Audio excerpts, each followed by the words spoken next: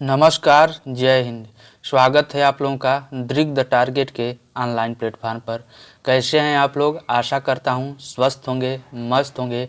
आपकी पढ़ाई लिखाई बिल्कुल शानदार तरीके से चल रही होगी। आज की क्लास में हम लोग चर्चा करने वाले हैं छंद के विषय में। छंद के अंतर्गत हम लोग दोहा, सोरठा, चौपाई इत्यादि चीज़ों पर चर्चा करेंगे।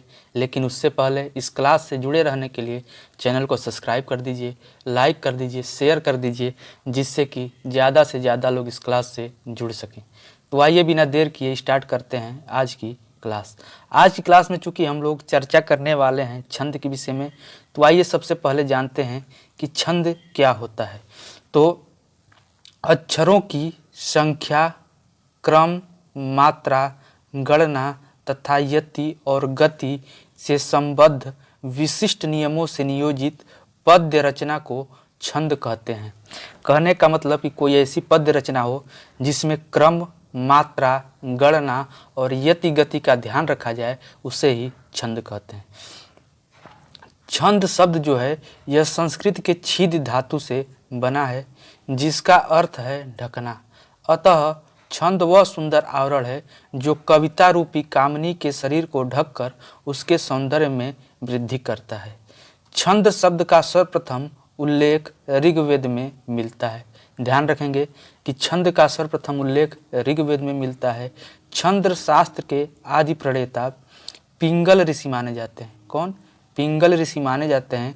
इन्हीं के नाम पर छंद का दूसरा नाम पिंगल भी है। अब हम बात करते हैं छंद के अंग की। छंद को जानने से पहले उसके अंग को जानना जरूरी है, तभी हम छंद को अच्छे तरीके से समझ पाएंगे। तो छंद के जो है कि 7 अंग हैं। इन 7 अंगों पर हम विस्तृत रूप से चर्चा करेंगे। पहले चर्चा करेंगे चरण, पद या पाद पर, दूसरा वर्ण और मात्रा पर, तीसरा संख्या और क्रम पर, फिर हम लोग चर्चा करेंगे गढ़ पर, गति पर, यति या विराम पर, और फिर उसके बाद तुक पर। तो आइए सबसे पहले हम लोग चालू करते हैं चरण, पद या पाद से। तो चरण, पद या पाद क्या होता है?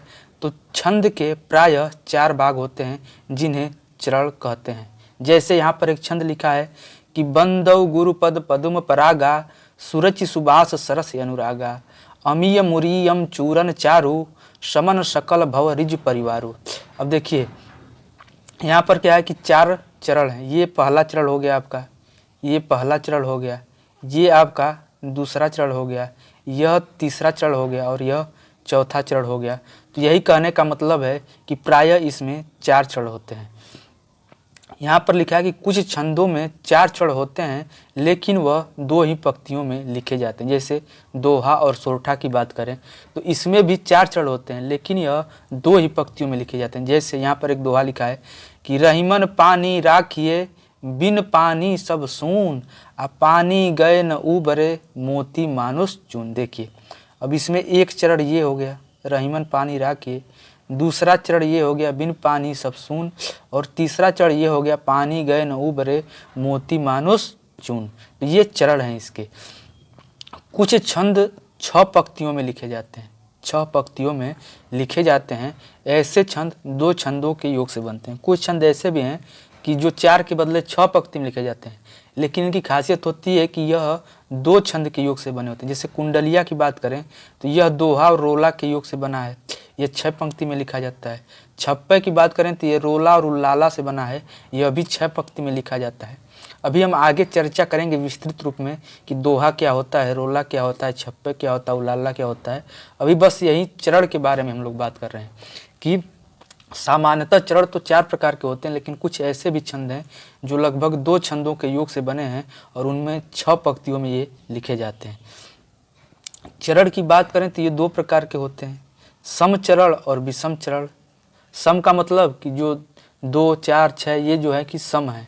सम का मतलब समझ ही रहे हैं। तो द्वितीय और चतुर्थ चरण को सम चरण कहते हैं। विषम चरण प्रथम और तृतीय चरण को विषम चरण कहते हैं। जैसे यहाँ पर देखें, यहाँ पर लिखा है ये पहला चरण, ये दूसरा चरण, ये तीसरा चरण और ये चौथा चरण। तो ये जो है पहला और तीसरा, इसको हम विषम चरण कहेंगे और दूसरे और चौथे को सम चरण कहेंगे। तो इस बात को भी ध्यान रखेंगे कि चरण के जो है कि 2 प्रकार के होते हैं, सम चरण और विषम चरण। द्वितीय और चतुर्थ चरण को सम चरण, प्रथम और तृतीय चरण को विषम चरण कहते हैं। अब हम बात करते हैं गति की। तो छंद पढ़ने के प्रवाह या लय को गति कहते हैं। मतलब जैसे छंद विभिन्न प्रकार के, जैसे दोहा हुआ, चौपाई हुआ, सोरठा हुआ, तो ये जो विभिन्न प्रकार के छंद हैं, इनको पढ़ने का जो लय है अलग अलग है। अब जब दोहा पढ़ेंगे तो उसके पढ़ने का लय दूसरा होता है, चौपाई पढ़ेंगे तो उसके पढ़ने का लय दूसरा होगा। जब तक आप उसके लय में नहीं पढ़ेंगे तब तक उसकी जो है कि सटीक बैठेगा नहीं। तो इसी कहने का मतलब है कि छंद पढ़ने के प्रवाह या लय को हम गति या चौपाई गति कहते हैं। क्या कहते हैं? गति कहते हैं। अब हम बात करते हैं तीसरे नंबर पर यति या विराम। छंद में नियमित वर्ण या मात्रा पर सांस लेने के लिए रुकना पड़ता है। इसी रुकने के स्थान को यति या विराम कहते हैं। जैसे हम छंद पढ़ते हैं तो कहीं न कहीं जाके कुछ देर के लिए रुकते हैं, तो उसी को हम लोग जो है कि यति या विराम कहते हैं। जैसे यहाँ पर एक दोहा लिखा हुआ है कि रहीमन पानी राखिए, अब यहाँ पर रुक गए तो यहाँ पर यति हो गई। बिन पानी सब सून, यहाँ भी रुक गए तो यहाँ भी यति हो गई। पानी गए न उबरे, यहाँ भी यति या विराम हो गया। मोती मानुष चून, तो कहाँ कहाँ विराम हुआ? रहीमन पानी राखिए, यहाँ रुके कुछ देर के लिए, तो यहाँ सांस लेने के लिए, तो क्या हुआ? यहाँ पर यति। बिन पानी सब सून, यति। पानी गए न उबरे, यति। मोती मानुष चिन, तो यहाँ पर भी यति होगा। तो गति और यति को ध्यान रखिएगा कि पढ़ने का जो लय होता है उसको गति कहते हैं, और जहाँ पर कुछ देर के लिए विराम रुकते हैं या फिर सांस लेने के लिए रुकना पड़ता है उसको हम लोग यति या विराम कहते हैं। अब बात करते हैं तुक की। तुक क्या होता है भैया? तो छंद के चरण के अंत में की गई अक्षर मैत्री, मतलब समान स्वर व्यंजन की स्थापना को तुक कहते हैं। जैसे इसी उदाहरण के माध्यम से हम सुने देखें तो यहाँ पर लिखा है कि रहीमन पानी राखिए, बिन पानी सब सून। पानी गए न उबरे, मोती मानुष चुन। अब सून और चुन ये दोनों क्या हैं?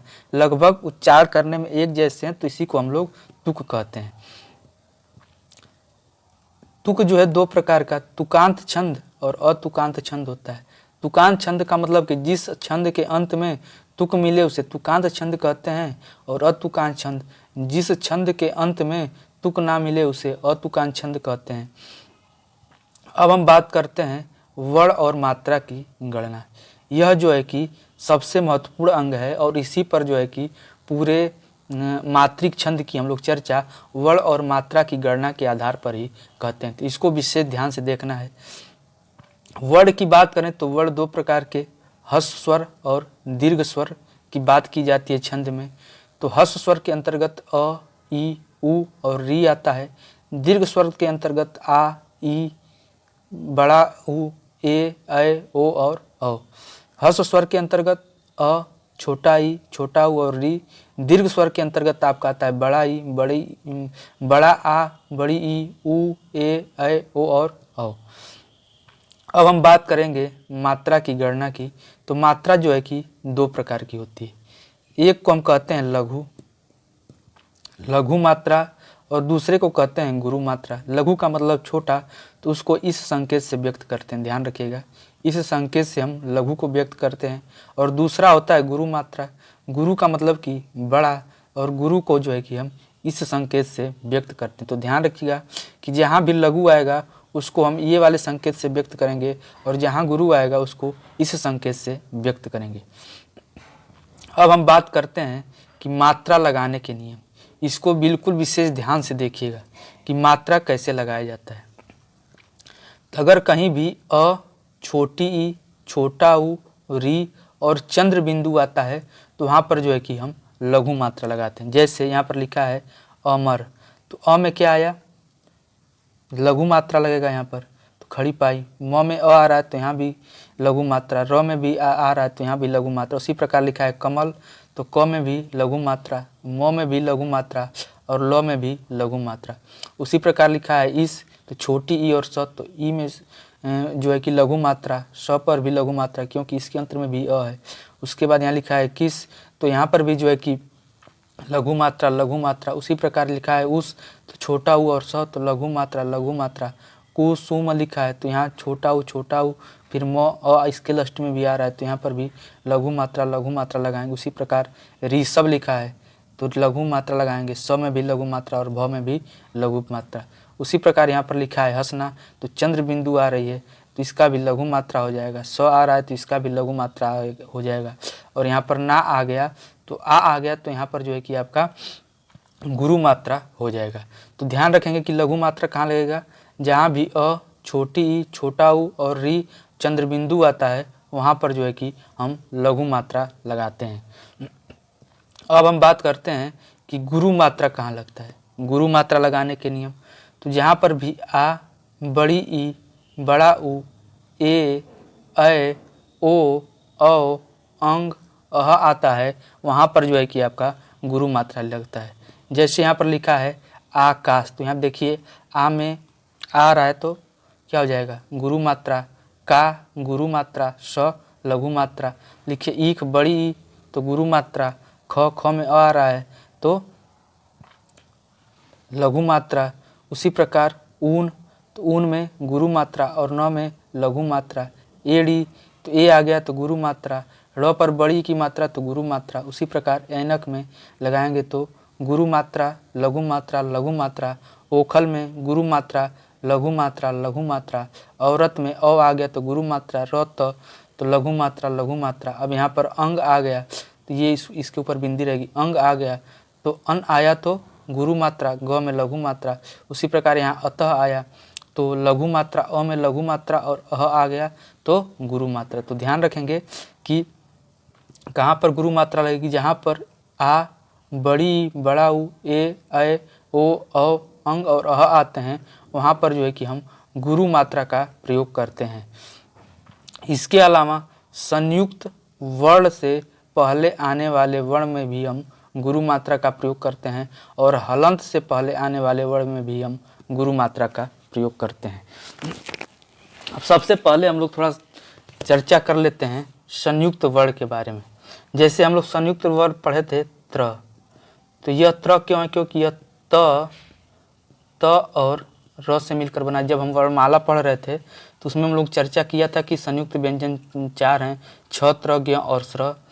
तो त और र। उसी प्रकार ज्ञ की बात किए थे तो यह ज और य से मिलकर बनता है तो ये भी संयुक्त व्यंजन हो गया।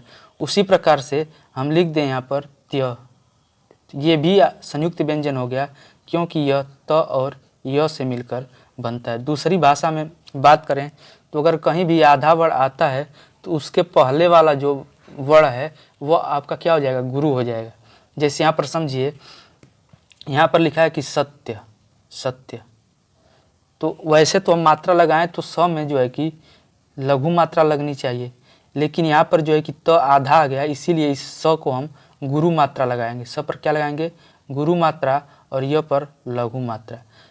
बाद वाले पर कोई प्रभाव नहीं पड़ेगा, पहला वाला क्या हो जाएगा, गुरु हो जाएगा। जैसे यहाँ पर लिखा है उज्ज्वल, अब ये ऊ तो छोटा है तो हमको यहाँ पर लघु मात्रा लगाना चाहिए, लेकिन जैसे देखें कि यहाँ पर जो है कि संयुक्त वर्ण आ गया तो इस ऊ को जो है कि हम गुरु मात्रा लगा देंगे। तो गुरु मात्रा, फिर व में लघु मात्रा और ल में लघु मात्रा, क्योंकि वाद वाले पर कोई प्रभाव नहीं पड़ेगा। अब जैसे यहाँ पर आ गया आत्मा, तो आ पर तो गुरु मात्रा लगाएगा ही, फिर आधा आ गया तब भी गुरु मात्रा लगाते, लेकिन पहले से गुरु मात्रा लगा हुआ है तो फिर इसमें कोई परिवर्तन नहीं होगा। और उसी प्रकार ये माँ आ गया तो माँ के लिए भी गुरु मात्रा लगा देंगे। अब देखिए यहाँ पर लिखा है स्थान, स्थान में क्या हुआ कि यह जो स है यह तो पहले आ गया, पहले जो है कि संयुक्त वर्ण आ गया तो इस पर कोई प्रभाव नहीं पड़ेगा। अब यहाँ पर जो है कि हम गुरु मात्रा लगा देंगे था के लिए और न के लिए फिर लघु मात्रा। उसी प्रकार प्यार आ गया, प्यार तो जब पहले रहता है तब बदलता है, ये तो पहले आगे, इसके आगे कोई वर्ण नहीं है तो इसका कोई मतलब नहीं निकलेगा। अब या के लिए हम जो लगा देंगे गुरु मात्रा और र के लिए लघु मात्रा। स्थल तो यहाँ पर भी जो है कि स तो आ रहा है आधा, लेकिन इसके पहले कोई वर्ण नहीं है तो किसी पर प्रभाव नहीं पड़ेगा। थ के लिए लघु मात्रा और ल के लिए लघु मात्रा। च्वयन लघु मात्रा लघु मात्रा और लघु मात्रा। उसी प्रकार हम बात करें तो यहाँ पर लिखा हुआ है कर्म, तो कर्म को अगर हम इस प्रकार से लिखें तो इस प्रकार से भी लिख सकते हैं कर्म। तो ये क्या हुआ, आधा आ गया तो ये क्या करेगा, अपने पहले वालों को जो है कि क्या कर देगा, गुरु कर देगा। तो यहाँ पर लिखा है कर्म। तो ये क में तो हम लघु लगाते, लेकिन चूंकि आधा र आ गया तो इसीलिए ये क्या हो जाएगा, गुरु हो जाएगा। तो क के लिए गुरु और म के लिए लघु। उसी प्रकार मुर्रा, तो यहाँ पर भी गुरु लघु हो जाएगा। उसी प्रकार पर्याप्त, तो प में तो लघु आना चाहिए, लेकिन यहाँ पर आधा र आ गया तो इसीलिए गुरु हो गया। और फिर या के लिए गुरु और त के लिए जो कि आपका लघु। उसी प्रकार से परिवर्तन, तो प में लघु, फिर र, ये आधा र आ गया ना, तो ये छोटी ई है तो लघु लगाते, लेकिन र आधा र आने के कारण ये क्या हो जाएगा, गुरु हो जाएगा। उसी प्रकार व के लिए लघु, त के लिए लघु और न के लिए लघु।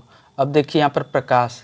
अब प्रकाश जो है तो इसको हम जो है कि ऐसे लिखें, र, ये र पहले आ जाएगा, फिर प काश। इस प्रकार से आप लिखेंगे तो प्रकाश बन जाएगा। तो जब ये र पहले आ जा रहा है आधा र, तब किसी पर कोई प्रभाव नहीं पड़ेगा। तो प के लिए हम जो है कि लघु लगा देंगे, का के लिए गुरु लगा देंगे और स के लिए लघु लगा देंगे। उसी प्रकार यहाँ भी प्र जो है र पहले आ जा रहा है तो कोई प्रभाव नहीं पड़ेगा, लेकिन पा के लिए हम जो है कि गुरु लगाएंगे, थ के लिए लघु लगाएंगे, छोटी आ रही तो लघु लगाएंगे, और क के लिए लघु लगाएंगे। उसी प्रकार विप्र, बड़ी ये छोटी आ रही है, लेकिन देखिए यहाँ पर जो र आ रहा है ये बाद में आ रहा है, तो यहाँ पर क्या हो जाएगा कि गुरु लग जाएगा। छोटी इतवारे लगाते लघु, लेकिन आधा र होने के अर्थात संयुक्त वर्ण आने की वजह से जो है कि हम इसको गुरु कर देंगे। उसी प्रकार प्र आ रहा है तो यहाँ पर क्या होगा, लघु हो जाएगा प के लिए। व्रत आ गया तो र पहले आ गया, कोई प्रभाव नहीं, तो लघु और लघु। सब्र, अब ब्र जो है र बाद में आ रहा है छोटा, तो स को क्या कर देगा, बड़ा अर्थात गुरु कर देगा, और ब के लिए लघु। उसी प्रकार देखिए यहाँ क्षमा, संयुक्त वर्ण जो है कि पहले आ गया तो इसके लिए हम लघु का ही प्रयोग करेंगे। और माँ आ रहा है तो माँ के लिए गुरु का। कच्छा, देखिए संयुक्त वर्ण बाद में आ रहा है तो इस क को हम क्या कर देंगे, गुरु, और छा के लिए गुरु। उसी प्रकार यहाँ पर संयुक्त वर्ण बाद में आ रहा है तो री के लिए क्या हम लघु का प्रयोग करते हैं, लेकिन संयुक्त वर्ण आने के कार्य ये गुरु हो जाएगा और लघु। उसी प्रकार त्रिशूल, तो त्र जो है कि पहले आ गया, इसके आगे कोई वर्ण नहीं है तो यहाँ हम लघु लगाएंगे, फिर लघु और लघु। पुत्र, यहाँ पर देखिए संयुक्त वर्ण बाद में आ रहा है तो ये क्या कर देगा, छोटे ऊ को, छोटा ऊ रहता तो लघु लगाते, लेकिन संयुक्त वर्ण आने के कारण इसको जो है कि हम गुरु कर देंगे और फिर यहाँ पर लघु। उसी प्रकार राजन में रा के लिए जो है कि गुरु लगाएंगे। जन, यहाँ पर देखिए हलंत आ गया, हलंत आएगा तो हलंत से पहले वाला भी गुरु हो जाता है। वैसे तो हम ज के लिए लघु लगाते हैं, लेकिन हलंत आ गया तो ज के लिए क्या हो जाएगा, गुरु की मात्रा लग जाएगी। इस मात्रा को विशेष ध्यान रखेंगे कि इसमें क्या दो नियम है। पहला कि आ, बड़ी ई, बड़ा ऊ, ए, ओ, औ, अंग और अह के लिए हम गुरु मात्रा का प्रयोग करते हैं। दूसरा, संयुक्त वर्ण से पहले आने वाले वर्ण के लिए गुरु मात्रा का प्रयोग, और हलन से पहले आने वाले वर्ण के लिए भी गुरु मात्रा का प्रयोग करते हैं। अब हम बात करते हैं गण की। गण का अर्थ होता है समूह। यह समूह 3 वर्णों का होता है। गण में 3 ही वर्ण होते हैं, न 3 से अधिक हो सकते हैं और न 3 से कम होते हैं। गणों की संख्या 8 है। इस बात को ध्यान रखेंगे कि गणों की संख्या 8 है। अब यहाँ पर आपको एक सूत्र याद रखना है। अब यहाँ पर एक सूत्र याद रखना है कि य माता राज भानस लगा। इसी से पूरे गण के बारे में हम लोग याद कर लेंगे, तो इस सूत्र को विशेष ध्यान रखेंगे। फिर से एक बार, य माता राज भानस लगा, य माता राज भानस लगा, इसको पूरा रट डालिएगा। आइए अब हम जो है कि इससे गणों का निर्माण करते हैं।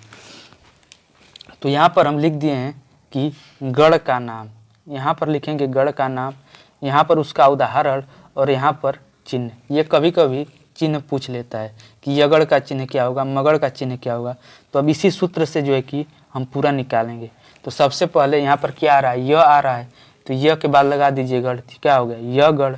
अब यहाँ से 3 अक्षर गिन के लिख दीजिए, य माता, तो यहाँ पर लिख दीजिए य माता। अब य में क्या लगेगा, लघु लगेगा, माँ में क्या लगेगा, गुरु लगेगा, और ता में क्या लगेगा, गुरु, तो इसका चिन्ह हो जाएगा लघु गुरु गुरु। तो यगड़ का जो है कि चिन्ह हो जाएगा लघु गुरु गुरु। अब दूसरा यहाँ पर क्या आ रहा है, म आ रहा है, तो यहाँ से म ले लीजिए और उसके लास्ट में लगा दीजिए मगड़। तो दूसरे गढ़ का क्या नाम हो गया, मगड़। अब म के बाद 3 अक्षर उठे तो माँ तारा, तो यहाँ से उठा लिए लोग हम माँ तारा। माँ का क्या होगा, गुरु होगा क्योंकि आ की मात्रा आ रही है। ता का क्या होगा, गुरु होगा क्योंकि आ की मात्रा आ रही है। और रा का क्या होगा, गुरु होगा क्योंकि आ की मात्रा आ रही है। तो मगड़ का चिन्ह होता है गुरु गुरु गुरु, ये भी पूछा जाता है। अब देखिए तीसरे नंबर पर क्या आ रहा है, तो त ले लीजिए, उसके लास्ट में लगा दीजिए गढ़, तो तीसरा बन गया तगड़। और फिर त के बाद 3 अक्षर उठाना तो बनेगा ताराज, ताराज। तो ता के लिए गुरु, रा के लिए गुरु और ज के लिए लघु। तो तगड़ का चिन्ह होगा गुरु गुरु और लघु। अब हम बात करते हैं ता के बाद क्या आ गया, र। तो र ले लीजिए, उसके बाद गढ़ लगा दीजिए तो रगड़। अगला हो गया रगड़। और फिर र के बाद जो है 3 अक्षर तो ले लीजिए, तो राज भा। तो क्या ले लीजिए, राज भा। तो रा के लिए गुरु, ज के लिए लघु और भा के लिए गुरु। तो रगड़ का क्या हो जाएगा, गुरु लघु गुरु चिन्ह हो जाएगा। तो इसी सूत्र से आप जो है कि पूरा बना सकते हैं। उसके बाद र ले लिए, र के बाद क्या आ गया, ज आ गया। तो ज ले लीजिए, गढ़ लगा दिए तो बन गया जगड़, जगड़। अब ज से गिनिए 1 2 3, तो ज भा न, क्या बनेगा, ज भा न। तो ज के लिए क्या हो जाएगा, लघु, भा के लिए गुरु और न के लिए लघु। तो जगड़ का चिन्ह हो जाएगा लघु गुरु लघु। ज ले लिए, उसके बाद क्या बचा, भ। ज के बाद क्या आया, भ। तो ले लीजिए भ ग ड़, भगड़ लगा दीजिए। अब भ से 3 अक्षर और लीजिए, तो भानस, भानस। क्या हो गया, उदाहरण भानस। अब भा के लिए गुरु, न के लिए लघु, स के लिए लघु। तो भगड़, भगड़ का चिन्ह क्या हो गया, गुरु लघु लघु। उसके बाद अब लेंगे हम लोग न, तो क्या बन जाएगा, नगढ़, नगढ़। उसके बाद इसके न से 3 अक्षर लीजिए, तो न स ल, तो न स ल। तो न के लिए लघु, स के लिए लघु और ल के लिए लघु। तो नगढ़ का चिन्ह क्या हो जाता है, लघु लघु लघु। उसके बाद हम बात करते हैं सगड़, सगड़ सबसे 8वां है सगड़। तो स यहाँ पर बच रहा है, न के बाद स है ना, तो स गढ़ लगा दीजिए। उसके बाद यहाँ से 3 अक्षर लेंगे तो बनेगा स ल गा, क्या बनेगा, स ल गा। तो स के लिए आप क्या लगा देंगे, स के लिए लगाएंगे लघु, ल के लिए लगाएंगे लघु और आ रहा है तो बना देंगे गुरु। तो इस प्रकार जो है कि इस सूत्र के माध्यम से य माता राजभानस लगा के माध्यम से हम सभी गणों को और उसके चिन्ह के बारे में और उसके उदाहरण के बारे में जान सकते हैं। तो परीक्षा में किस प्रकार से प्रश्न पूछा जाएगा कि यगड़ का चिन्ह बताइए, तगड़ का चिन्ह बताइए, रगड़ का चिन्ह बताइए। तो इस सूत्र को अगर आप याद रखते हैं तो इस सूत्र के माध्यम से निकाल सकते हैं। कैसे निकालना है उस पर हम लोग चर्चा कर चुके। अब हम बात करते हैं संख्या और क्रम। 7वां है छंद का अंग संख्या और क्रम। संख्या का क्या मतलब, वर्णों और मात्राओं की गणना को संख्या कहते हैं जो प्रत्येक छंद के लिए निश्चित होता है। जो वर्णों और मात्राओं की गणना करते हैं उसी को हम संख्या करते हैं। और प्रत्येक इसका जो है कि छंद में इसका संख्या निश्चित होता है। जैसे चौपाई के लिए प्रत्येक चरण में 16-16 मात्राएं होंगी, ये निश्चित है, इसी को संख्या कहेंगे।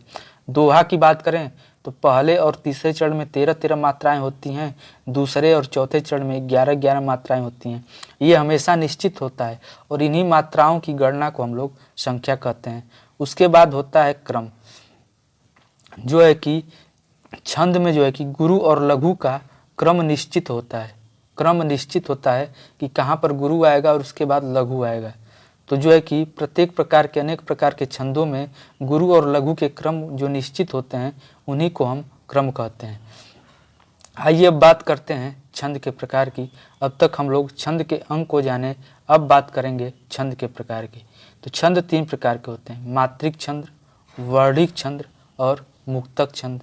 मात्रिक छंद क्या होता है, जिस छंद में मात्राओं की गणना की जाती है, अर्थात मात्राओं की गणना करके हम पता कर लेंगे कौन सा छंद है, उसको मात्रिक छंद कहते हैं। अर्थात दूसरे भाषा में कहें तो जहाँ पर मात्रा का ध्यान दिया जाए वहाँ पर मात्रिक छंद होता है। वर्णिक छंद, जिस छंद में वर्णों की गणना की जाती है। मात्रा में क्या किया जाता है, मात्रिक में मात्रा की गणना की जाती है और वर्णिक छंद में वर्ण की गणना की जाती है, तो वहाँ पर वर्णिक छंद होता है। और मुक्तक छंद, जो छंद मुक्त हों, अर्थात जिसमें कोई नियम न लगे। अर्थात कहने का मतलब न इसमें मात्रा का कोई ध्यान रखा जाए और न ही वर्ण का ध्यान रखा जाए, तो उसे मुक्तक छंद कहते हैं। मात्रिक छंद की बात करें तो यह 3 प्रकार के होते हैं: सममात्रिक छंद, अर्ध सममात्रिक छंद और जिस छंद की मात्राएं समान न हो, इसको हम बोलते हैं विषम मात्रिक छंद। ये विषम मात्रिक छंद 3 प्रकार के होते हैं: सममात्रिक, अर्ध सममात्रिक और विषम मात्रिक। सममात्रिक जिस छंद की सभी चरणों में मात्राएं समान हो। अर्ध सममात्रिक जिस छंद की आधी आधी मात्राएं, मतलब सम चरण की मात्राएं समान हो और विषम चरण की मात्राएं अपने आप में समान हो। विषम मात्रिक छंद जिसमें जो है कि मात्राएं जो है कि समान न हो, उसको विषम मात्रिक छंद कहते हैं। तो आइए सबसे पहले हम लोग चर्चा करते हैं सममात्रिक छंद पर, और सममात्रिक छंद के अंतर्गत बात करेंगे चौपाई में। तो चौपाई में 4 चरण होते हैं। चौपाई में 4 चरण होते हैं और प्रत्येक चरण में 16-16 मात्राएं होती हैं। तो क्या यहाँ पर ध्यान रखेंगे कि चौपाई में 4 चरण होते हैं और प्रत्येक चरण में 16-16 मात्राएं होती हैं। अब आपको कोई छंद दे दिया गया और पूछा कि इसमें कौन सा छंद है, तो कैसे पता करेंगे? तो चौपाई के लिए नियम है कि इसमें 4 चरण होंगे और प्रत्येक चरण में 16-16 मात्राएं होगी। जैसे यहाँ पर एक उदाहरण हम देखें: जय हनुमान ज्ञान गुण सागर, जय कपीस तिहु लोक उजागर, रामदूत अतुलित बलधामा, अंजनी पुत्र पवन सुत नामा। अब हम देखें कि ये चौपाई है कि नहीं, तो हम क्या करेंगे, इसके मात्राओं को गिनेंगे।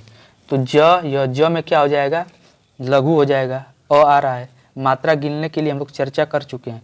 तो ज में लघु, य में लघु, ह में लघु, नु में लघु क्योंकि छोटा हुआ है, मा में गुरु क्योंकि आ गया, और न में लघु। उसी प्रकार ये ग आधा ग पहले आ गया तो इसका कोई मतलब नहीं है। य में गुरु और न में लघु। उसी प्रकार गुण छोटा हुआ आ रहा है तो लघु, न में लघु, सा आ गया तो गुरु, ग में लघु और र में लघु। आइए मात्राओं को गिनते हैं।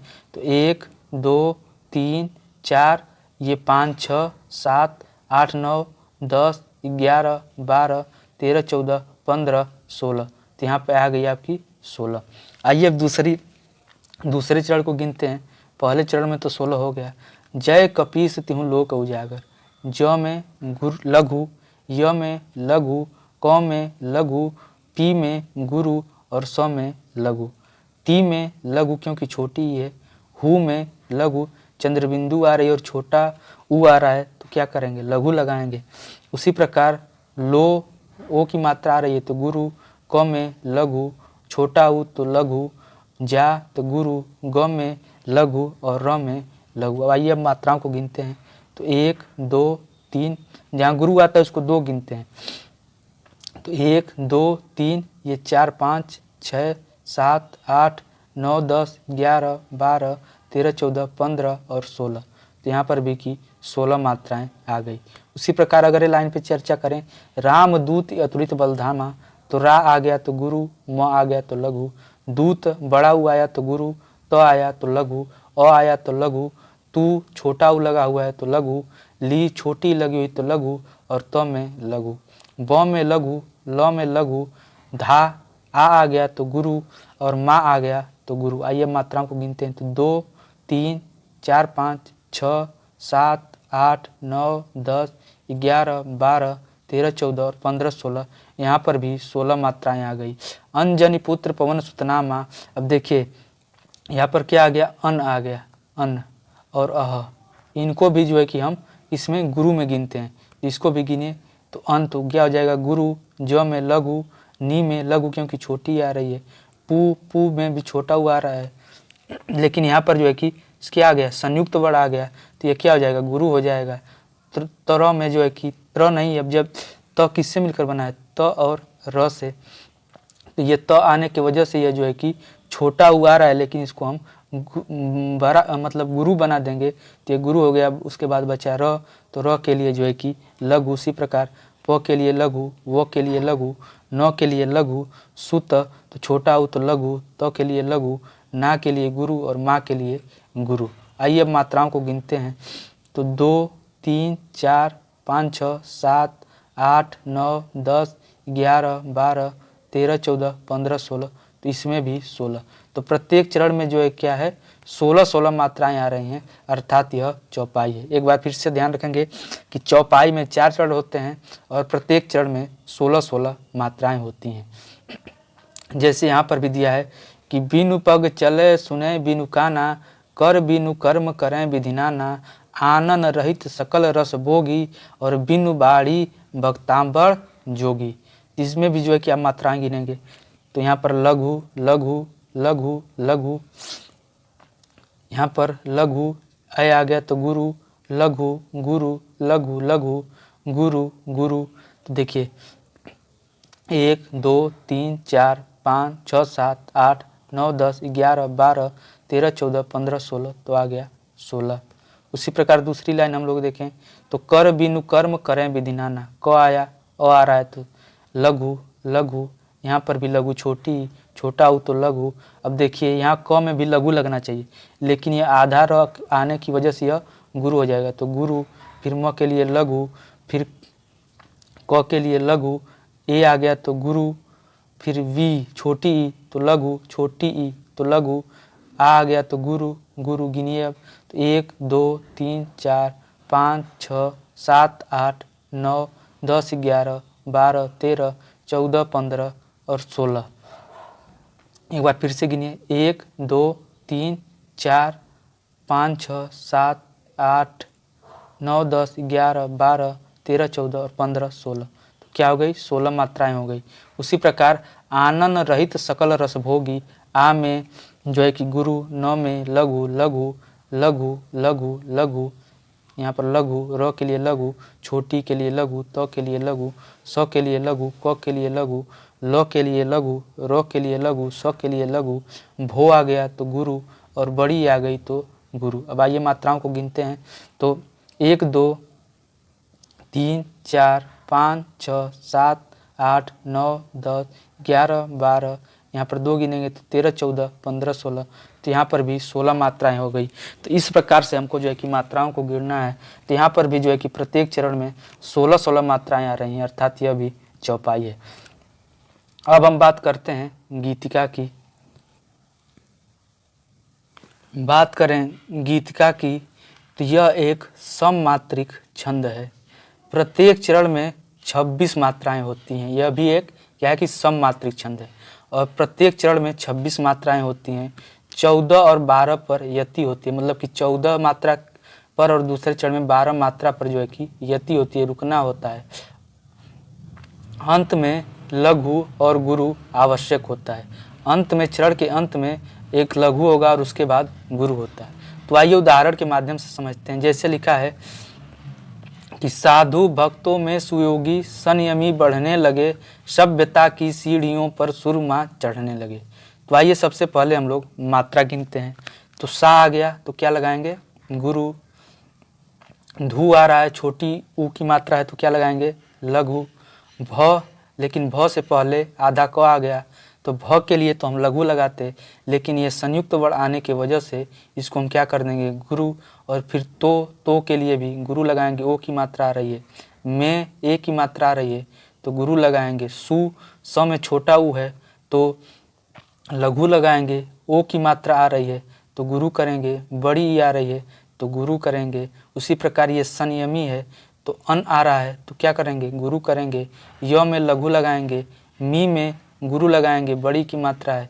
ब में लघु लगाएंगे, ढ़ में लघु लगाएंगे, ने में गुरु लगाएंगे, ए की मात्रा है।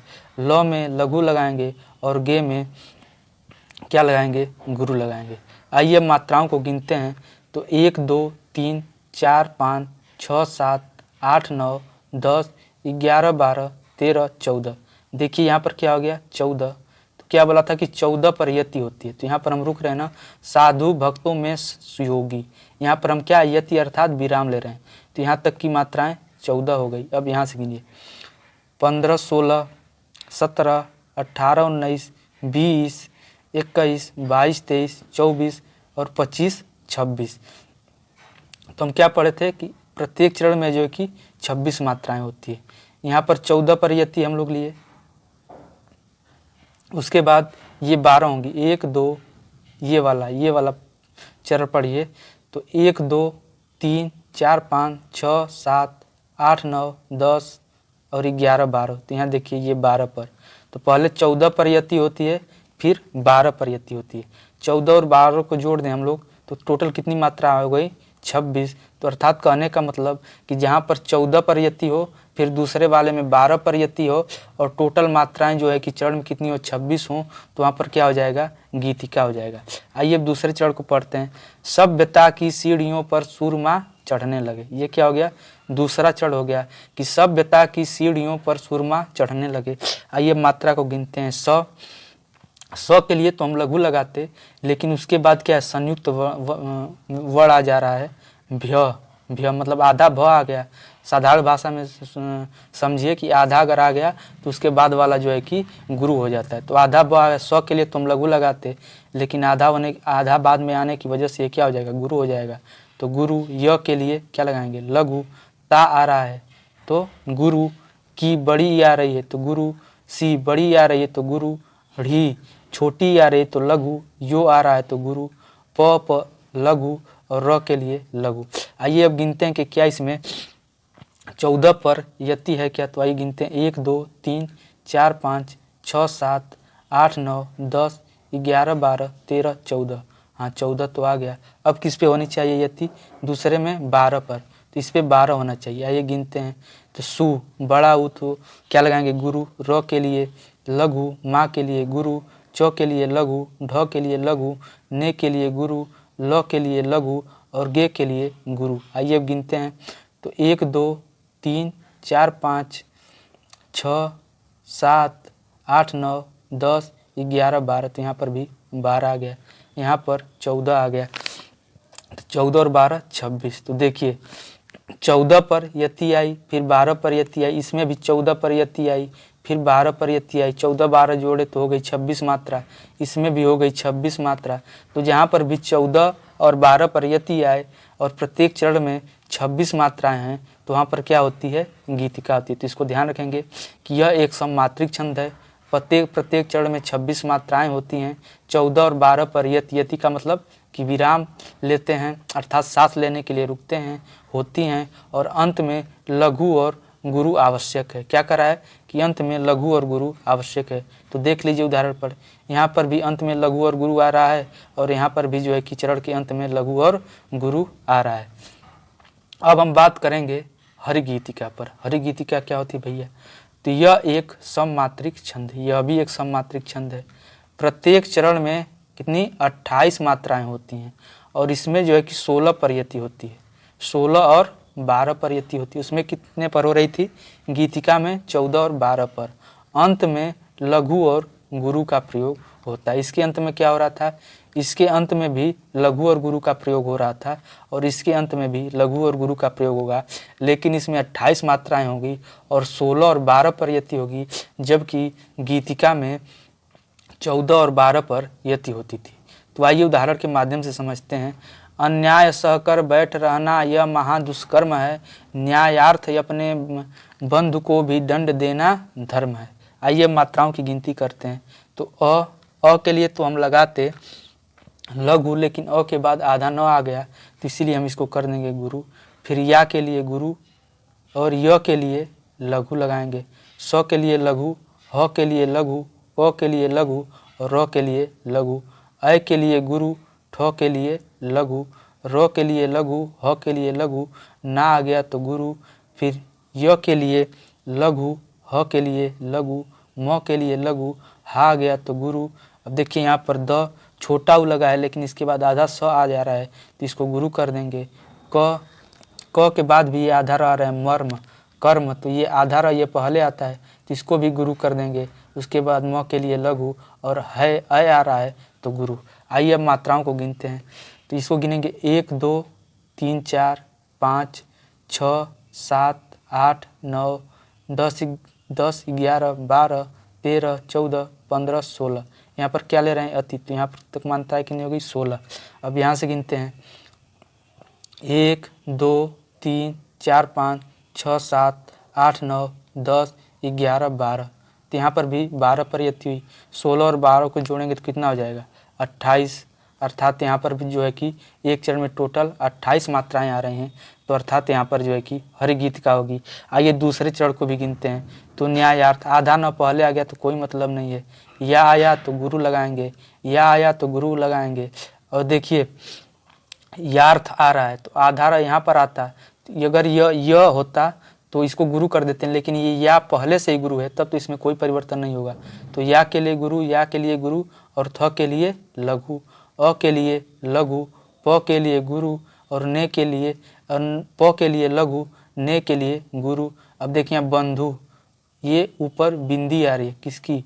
अन की बिंदी आ रही है, तो अन को भी हम क्या करेंगे? डबल लगाएंगे। तो ये क्या हो जाएगा? गुरु। ध धू आ रहा है तो छोटा उ लगा है तो लघु, को के लिए गुरु और भी के लिए भी गुरु। उसी प्रकार ये द को हम लघु लगाते हैं, लेकिन यहाँ पर आधा ड़ आ गया तो इसलिए गुरु हो जाएगा। ड लघु, दे गुरु, ना गुरु, धर्म, यहाँ पर धर्म, तो ध आधा र फिर म बना है तो यह संयुक्त वर्ण आ गया, तो ध को हम गुरु कर देंगे। म के लिए लघु और ह के लिए गुरु। आइए मात्राओं को गिनते हैं। यहाँ पर यति है, यति, यहाँ तक 16 मात्रा होनी चाहिए। तो 1, 1, 2, 3, 4, 5, 6, 7, 8, 9, 10, 11, 12, 13, 14, 15, 16। तो यहाँ 16 पर यति आ गई। अब यहाँ से गिनते हैं तो 1, 2, 3, 4, 5, 6, 7, 8, 9, 10, 11, 12, 12 पर यति आ गई। और 16 और 12 को जोड़ेंगे तो 6, 2, 8, 1, 2, 28, अर्थात 28 मात्राएं आ रही हैं। 16 और 12 पर यति आ रही है, तो इसका मतलब कि इसमें जो है कि हरि गीतिका होगी। और लास्ट में जो है कि लघु और गुरु, लघु और गुरु यहाँ पर भी देखिए, और यहाँ पर भी लघु और गुरु आ रहा है। तो फिर से एक बार परिभाषा देख लीजिए कि यह एक सममात्रिक छंद है। प्रत्येक चरण में 28 मात्राएं होती हैं। यति 16 पर, देखिए हम लोग की 16 पर यति आ रही है, उसके बाद 12 पर यति होती है तो 12 पर यति हो रही है, और अंत में लघु और गुरु होते हैं। तो याद रखेंगे कि 28 मात्राएं, 16 और 12 पर जहाँ भी यति होगी वहाँ पर हरि गीतिका होगी। अब हम बात करते हैं रोला की। रोला क्या होता है? तो यह भी एक सममात्रिक छंद है। यह भी एक सममात्रिक छंद है जिसके प्रत्येक चरण में 24 मात्राएं होती हैं तथा 11 और 13 पर यति होती है। ध्यान रखेंगे कि 11 और 13 पर यति होती है। आइए अब देखते हैं उदाहरण। नित नव लीला ललित ठानी गोले कयजीर में, रमत राधिका संग रास रस रंग रुचिर में। तो आइए देखते हैं, हम मात्राओं की गिनती करते हैं। तो यहाँ पर लिखा है नित, छोटी तो लघु, त के लिए लघु, न के लिए लघु, वो के लिए लघु। अब यहाँ पर बड़ी तो गुरु, ला के लिए भी गुरु, ल के लिए लघु, ली छोटी तो लघु, त के लिए लघु, ठा आ गया तो गुरु, छोटी आ गई तो लघु, गो के लिए गुरु, लो के लिए गुरु और क के लिए लघु, अ के लिए लघु, छोटी तो लघु, जी में छोटी तो लघु, और र के लिए लघु और म के लिए गुरु। आइए मात्राओं को गिनते हैं। यहाँ पर जो है कि यति है तो यति तक 11 मात्राएं होनी चाहिए। आइए गिनते हैं। तो ये हो गया 1, 2, 3, 4, 5, 6, 7, 8, 9, 10, 11। यहाँ पर कितनी हो गई? 11। उसके बाद 1, 2, 3, 4, 5, 6, 7, 8, 9, 10, 11, 12, 13। यहाँ पर कितनी हो गई? 13। इसको जोड़ दीजिए तो 3, 1, 4 और 1, 1, 2। तो टोटल मात्राएं 24 हो गई और 11 और 13 पर यति मिली। इसका मतलब कि यहाँ पर रोला होगा। आइए दूसरे चरण को भी देखते हैं। र के लिए लघु, म के लिए लघु, त के लिए लघु, रा के लिए गुरु, धी छोटी ई तो लघु, का के लिए गुरु।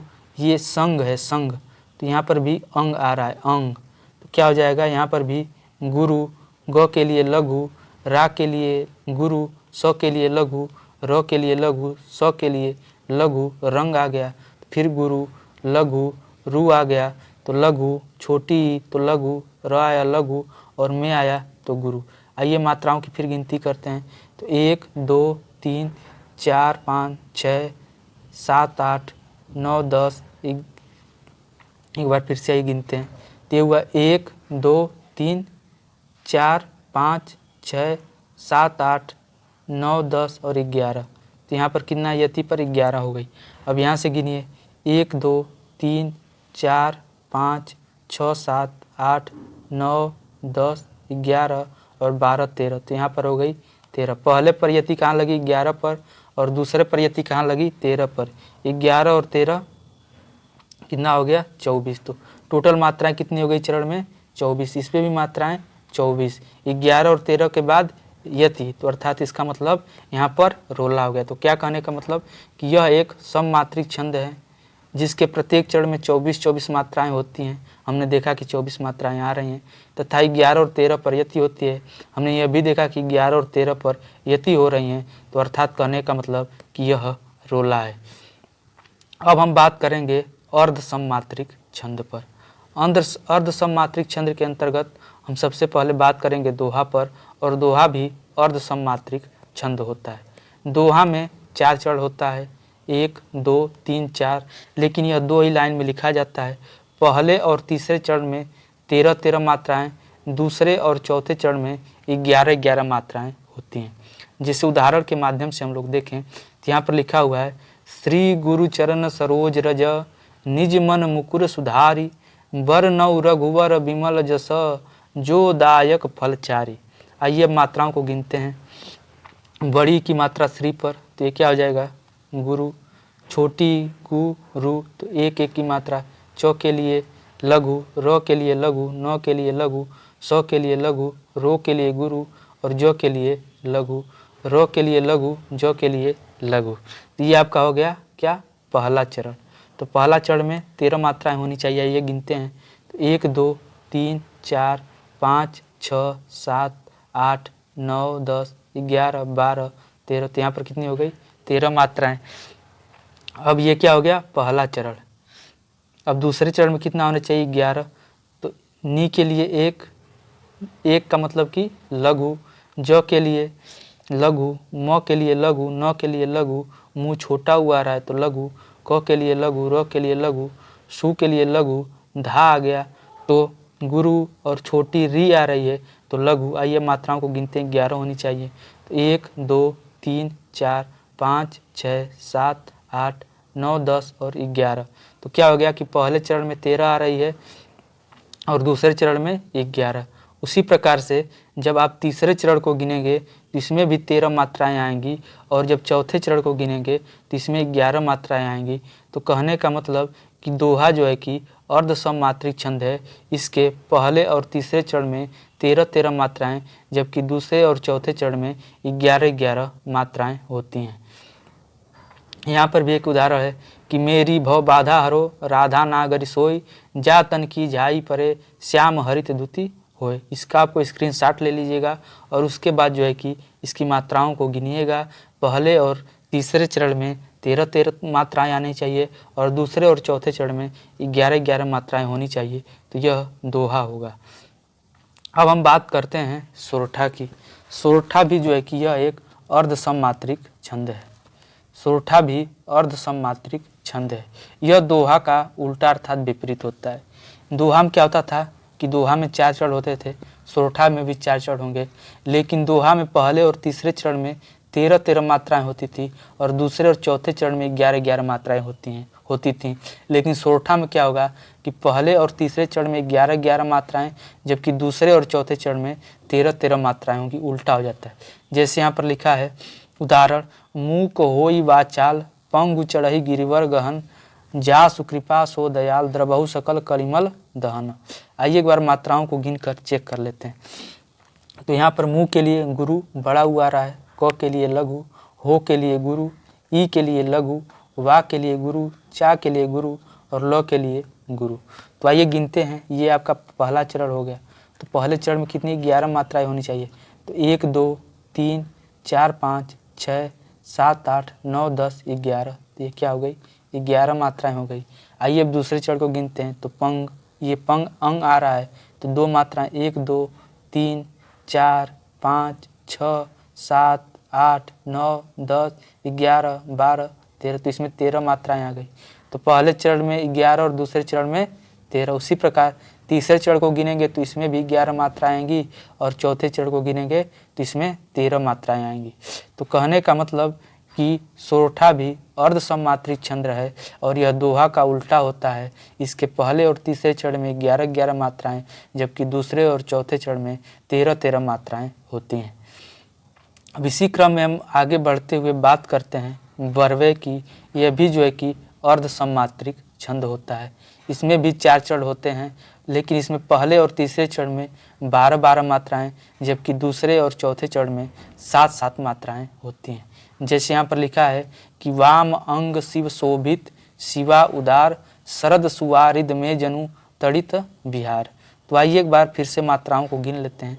वा के लिए लघु, वा के लिए गुरु, म के लिए लघु, अंग के लिए गुरु, ग के लिए लघु, सी के लिए लघु क्योंकि छोटी आ रही है, व के लिए लघु, सो के लिए गुरु, भी के लिए लघु और तो के लिए लघु। तो यहाँ पर जो है क्या है कि यह पहला चरण है, तो पहले चरण में 12 मात्राएं होनी चाहिए। तो गिनते हैं 1 2 3 4 5 6 7 8 9 10 11 और 1 12। तो यहाँ पर कितनी 12 मात्राएं हो गई। दूसरे चरण में 7 होनी चाहिए, तो 1 2 3 4 5 6 7 यहाँ पर 7 हो गई। उसी प्रकार जब आप तीसरे चरण को गिनेंगे तो इसमें भी 12 मात्राएं आएंगी और चौथे चरण को गिनेंगे तो 7 मात्राएं आएंगी। तो कुल मिला जुला कर कहने का मतलब कि बरवे जो है कि अर्ध सम्मात्रिक छंद है। इसके पहले और तीसरे चरण में 12-12 मात्राएं और दूसरे और चौथे चरण में 7-7 मात्राएं आती हैं। अब इसी क्रम में हम आगे बढ़ते हुए बात करते हैं उल्लाला की। उल्लाला भी अर्ध सम्मात्रिक छंद है। इसमें भी 4 चरण होते हैं। इसमें पहले और तीसरे चरण में 15-15 मात्राएं, जबकि दूसरे और चौथे चरण में 13-13 मात्राएं होती हैं। जैसे यहाँ पर उदाहरण है कि सब भांति सुशासित हो जहाँ समता का सुख कर नियम, बस उसी स्वशासित देश में जागे हैं जगदीश हम। अब इसकी मात्राओं को आप गिनेंगे तो यहाँ पर जो है कि पहले चरण में 15 मात्राएं, दूसरे चरण में जो है कि आपकी 13 मात्राएं, पहले में 15, दूसरे में 13, उसी प्रकार तीसरे में 15 और चौथे में 13 मात्राएं, चौथे में 13 मात्राएं होंगी। तो वहाँ पर जो है कि उल्लाला होगा। पहले और तीसरे में 15, दूसरे और 14 में जहाँ भी 13 मात्राएं आएंगी वहाँ पर उल्लाला होगा। उल्लाला एक अर्ध सम्मात्रिक छंद है। अब हम बात करते हैं विषम मात्रिक छंद की। तो विषम मात्रिक छंद के अंतर्गत सबसे पहले हम बात करेंगे कुंडलियाँ। कुंडलिया यह विषम मात्रिक छंद है। यह जो है कि विषम मात्रिक छंद यह 2 छंदों के योग से बनता है। कुंडलियाँ की बात करें तो यह दोहा और रोला से मिलकर बनता है। पहले जो है कि दोहा होगा और उसके बाद दोहा में रोला जुटा होगा। इसकी कुछ और विशेषताएं हैं कि दोहा का प्रथम शब्द रोला के अंत में आता है। दोहा का चौथा चरण रोला के प्रथम चरण में दोहराया जाता है। आइए यहाँ पर देखते हैं। यहाँ पर देखिए कि यह जो है कि कुंडलिया लिखी हुई है, यह एक कुंडली है और इसको हम देखिए पढ़ते हैं। तो यहाँ पर जो है क्या पहला कहा है कि जहाँ से शुरू होता है वहीं अंत होता है। तो यह जो है कि साईं से शुरू हो रहा है और साईं पर अंत हो रहा है, साईं पर अंत हो रहा है। दूसरा बात कही गई कि इसमें पहले जो है कि दोहा होता है। साईं अपने भ्रात को कबहू न दीजिए त्रास, पलक दूर नहीं कीजिए सदा राखिए पास। ये आपका दोहा हो गया, ये आपका दोहा हो गया। जब इसके जो है कि आप ये वाले चरण को गिनेंगे तो इसमें आपकी जो है कि 13-13 मात्राएं होंगी। इसे गिनिए यहाँ पर 1 2 3 4 5 6 7 8 9 10 11 12 13, 13 आ गई। इस वाले चरण में 11 मात्रा होगी। 1 2 3 4 5 6 7 8 9 10 और 11। तो ये क्या हो गया दोहा। उसी प्रकार इसमें भी 13 मात्रा होगी और इसमें भी 11 मात्रा होगी। तो ये पहले वाला आपका जो है कि दोहा हो गया। उसके बाद कहा गया कि दोहा का जो ये अंतिम वाला चरण होता है यह जो है कि आपका इसमें रोला में दोहराया जाता है। तो देखिए ये दोहा का जो है कि अंतिम चरण सदा राखिए पास और फिर इसको रोला में दोहराया गया। सदा राखिए पास से शुरू हो रहा है। तो यह जो है कि दूसरा पार्ट रोला है। तो यहाँ पर बस ध्यान रखना है आपको कि कुंडलियाँ जो है कि यह दोहा और रोला से मिलकर बनी होती है। पहले दोहा होता है, बाद में रोला होता है। दोहा जहाँ से शुरू होता है जिस शब्द से, उसी पर जो है कि आपका रोला समाप्त होता है। दोहा का अंतिम चरण रोला का प्रथम चरण होता है। तो वहाँ पर जो है कि कुंडलियाँ होगी। अब हम बात करते हैं छप्पय। यह भी जो है कि एक विषम मात्रिक छंद है। यह 6 चरणों में होता है। छप्पय जो है कि यह रोला और उल्लाला के जोड़ने से बना है। पहले रोला रहेगा, इस रोला के 4 चरण रहेंगे, उसके बाद उल्लाला रहेगा, उल्लाला का 2 चरण रहेगा। तो यहाँ पर बस आपको ध्यान रखना है कि छप्पय जो है कि यह रोला और उल्लाला के जुड़ने से बना है। पहले रोला रहेगा, फिर रोला के बाद उल्लाला रहेगा। रोला के 4 चरण होंगे और अंतिम के 2 चरण जो होंगे वह उल्लाला के होंगे। आइए हम बात करते हैं दूसरे नंबर पर वर्णिक छंद की। वर्णिक छंद में क्या होता है कि वर्णों की गणना की जाती है। अब तक हम लोग मात्रिक छंद में पढ़ रहे थे कि मात्रा की गणना कर रहे थे, लेकिन वर्णिक छंदों में हम लोग वर्ण की गणना करेंगे।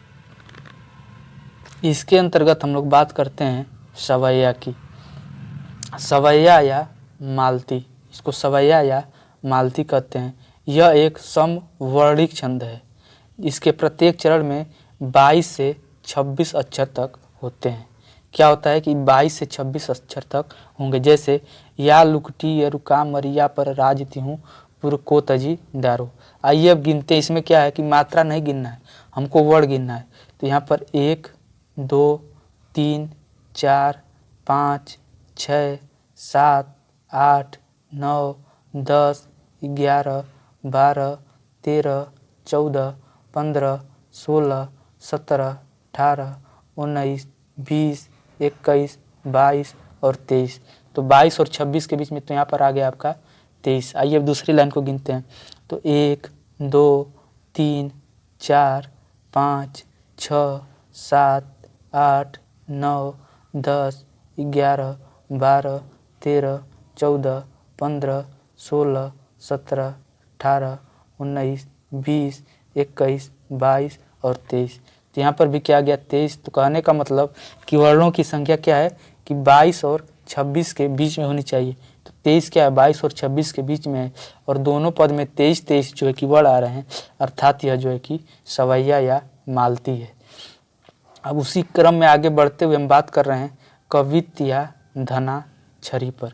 कवित्त या धनाक्षरी क्या होता है, तो इसके प्रत्येक चरण में 31 वर्ण होते हैं और 16 व 15 पर यति होता है।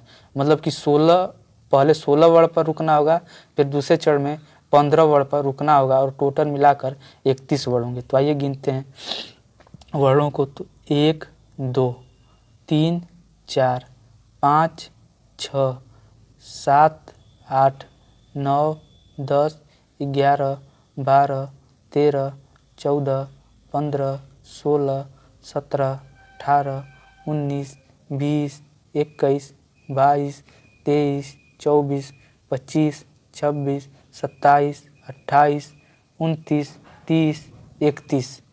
तो ये क्या हो गया, 31 वर्ड हो गया। और उसके बाद क्या कहा है कि 16 एवं 15 पर तो यति यहाँ पर आ रही है, तो यहाँ तक 16 वर्ण होना चाहिए। आइए एक बार यति का भी ध्यान देते हैं। तो ये 1 2 3 4 5 6 7 8 9 10 11 12 13 14 15 और 16। यहाँ पर देखिए 16 पर यति हो गया। उसके बाद दूसरे में कितना चाहिए, 15 पर। तो ये गिनते हैं 1 2 3 4 5 6 7 8 9 10 11 12 13 14 और 15। दूसरे में क्या आ गया, 15 पर यति आ गया, अर्थात ये जो है कि कवित्त या धनाक्षरी है। उसी प्रकार दूसरे लाइन को भी गिनेंगे तो इसमें भी जो है कि आपके 31 वर्ण आएंगे। आइए गिन कर देख लेते हैं। वर्ण का मतलब कि ये जो पूरा आपस में जुड़ गया, पूरा एक वर्ण हो गया। अब ये जिसे शंभु लिखा तो ये म आधा वो ये क्या, दोनों एक वर्ण बन गया, संयुक्त वर्ण बन गया, तो इसको एक में गिनेंगे। इस बात को ध्यान रखिएगा। तो यहाँ पर गिनते हैं 1 2 3 4 5 6 7 8 9, ये पूरा एक में 10 11 12 13 14 15 16।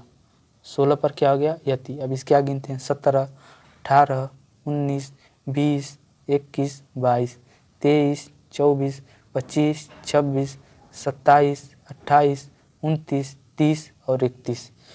तो ये पूरा क्या हो गया 31, यहाँ 16 पर यति, यहाँ 15 पर यति।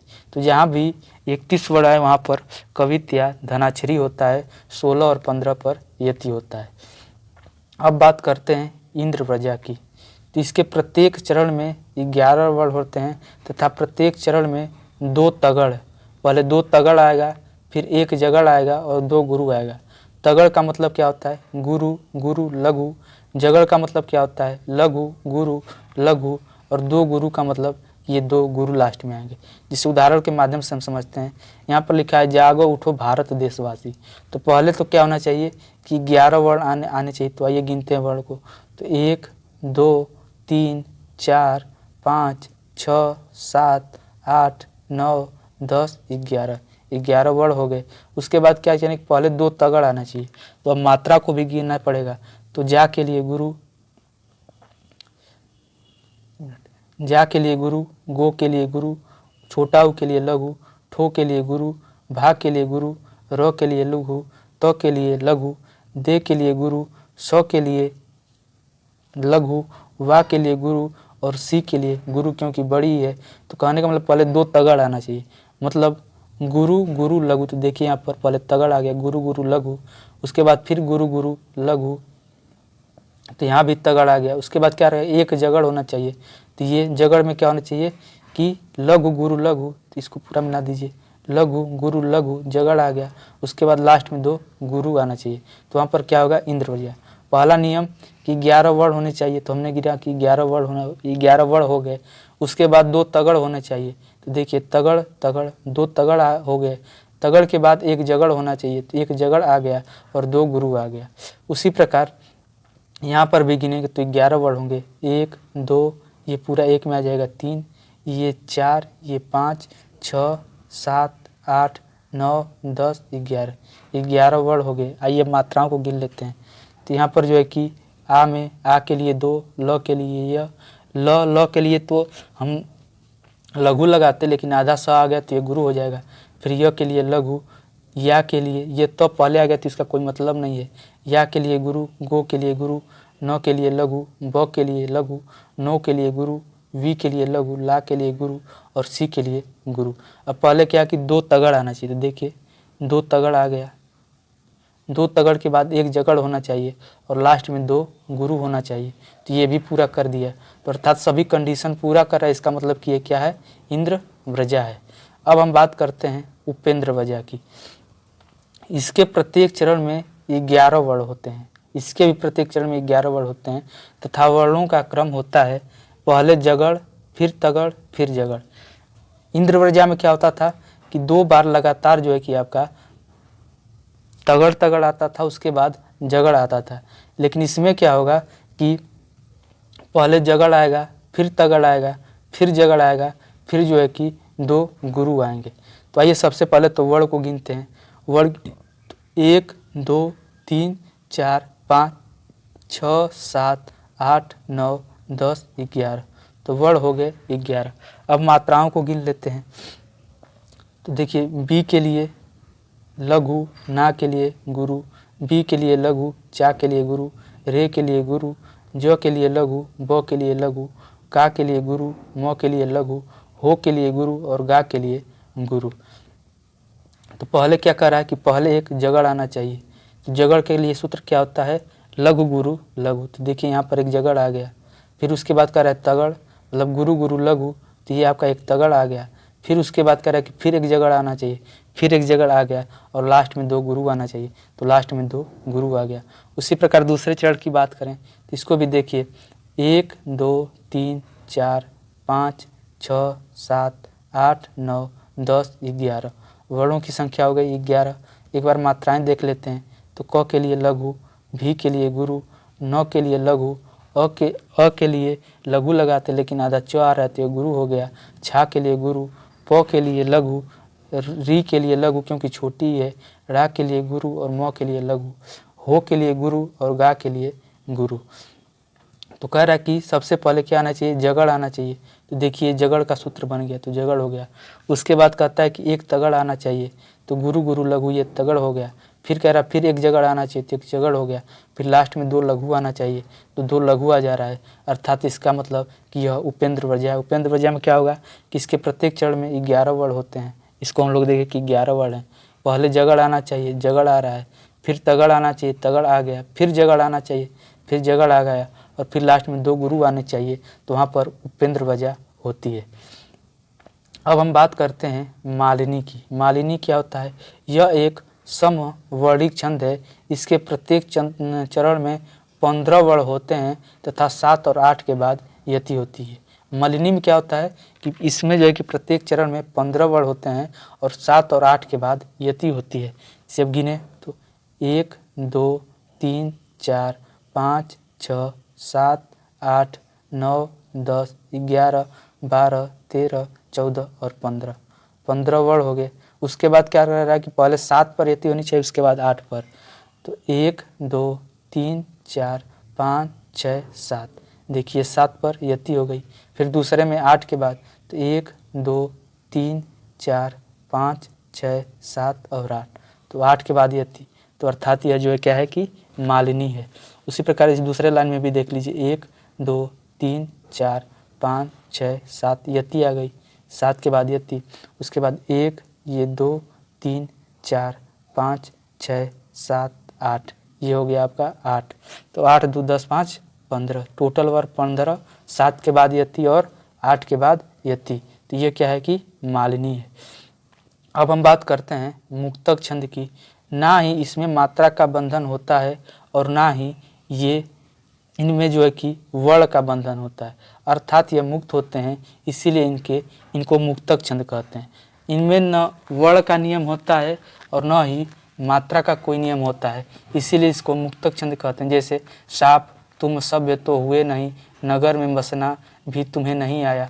अब इसमें न तो कोई वर्ण का क्रम है और न ही मात्रा का क्रम है, तो अर्थात यह क्या है कि मुक्तक छंद होते हैं। जो बंधन मुक्त होते हैं वही मुक्तक छंद होते हैं।